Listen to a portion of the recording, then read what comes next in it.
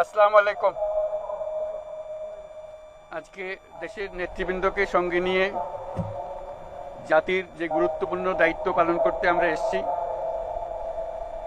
আল্লাহ তার জন্য আমাদের জন্য রহমত বর্ষণ করছেন। আল্লাহর রহমত নিয়ে আমি এই ঘোষণাপত্র পাঠ করব। বিসমিল্লাহির রহমানির রহিম। যেহেতু উপনিবেশ বিরোধী লড়াইয়ের সুদীর্ঘকালের ধারাবাহিকতায় এই ভূখণ্ডের মানুষ দীর্ঘ 23 বছর পাকিস্তানের স্বৈরশাসকদের বঞ্চনা ও শোষণের বিরুদ্ধে রুখে দাঁড়িয়েছিল এবং নির্বিচার গণহত্যার বিরুদ্ধে গণপ্রতিরোধ গড়ে 1971 সালে 26শে মার্চ স্বাধীনতা ঘোষণা করে রক্তক্ষয়ী মুক্তিযুদ্ধের মাধ্যমে জাতীয় মুক্তির লক্ষ্যে বাংলাদেশ রাষ্ট্র প্রতিষ্ঠা করেছিল। এবং যেহেতু বাংলাদেশের আপামর জনগণ দীর্ঘ আন্দোলন সংগ্রামের মধ্য দিয়ে এই ভূখণ্ডে স্বাধীনতার ঘোষণাপত্রে বিবৃত সাম্য, মানবিক মর্যাদা, সামাজিক সুবিচারের ভিত্তিতে উদার গণতান্ত্রিক রাষ্ট্র বিনির্মাণের আকাঙ্ক্ষাকে বাস্তবায়নের জন্য সর্বোচ্চ ত্যাগ স্বীকার করেছে, এবং যেহেতু স্বাধীন বাংলাদেশের 1972 সালের সংবিধান প্রণয়ন পদ্ধতি এর কাঠামোগত দুর্বলতা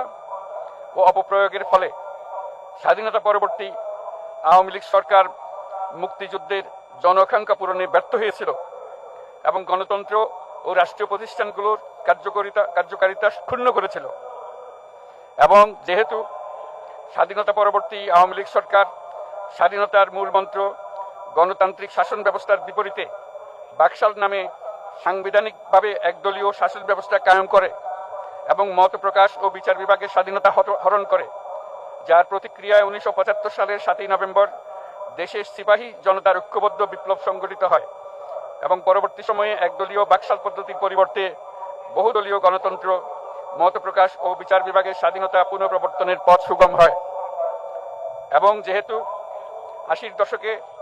সামরিক স্বৈরশাসনের বিরুদ্ধে দীর্ঘ 9 বছর ছাত্র জনতার অবিরাম সংগ্রামের মধ্য দিয়ে 1990 সালে গণ অভ্যুত্থান সংগঠিত হয় এবং 91 সনে পুনরায় সংসদীয় গণতান্ত্রিক শাসন ব্যবস্থার প্রবর্তন করা হয়, এবং যেহেতু দেশি বিদেশি চক্রান্তে সরকার পরিবর্তনের গণতান্ত্রিক প্রক্রিয়া ব্যাহত হওয়ায় 1/11 মতো ষড়যন্ত্রমূলক ব্যবস্থার মাধ্যমে বাংলাদেশে শেখ হাসিনার একচ্ছত্র ক্ষমতা, আধিপত্য এবং ফেসিবাদের পথ সুগম করা হয়। যেহেতু দীর্ঘ